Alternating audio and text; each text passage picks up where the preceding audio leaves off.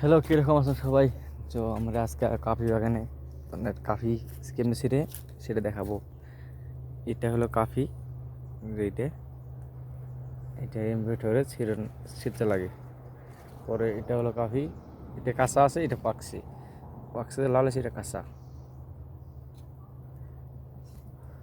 যখন ছিঁড়তে হবে তলে একটা বস্তা দিবে, জন্য আপনার এই গাছ, একটা গাছ একজনে ছিঁড়তে হয়।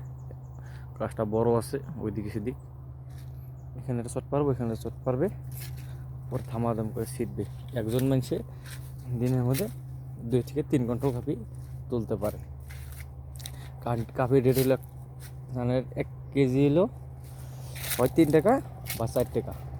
এখন রেট ফিক্স নাই, যেদিন ফিক্স হবে সেদিনকে আপনাকে বলে দেবো। যে সেখন কন্টেলাররা 4 টাকা হলে দিন 1000 টাকা ফেলা যায় কর্ণাটক কাম করে।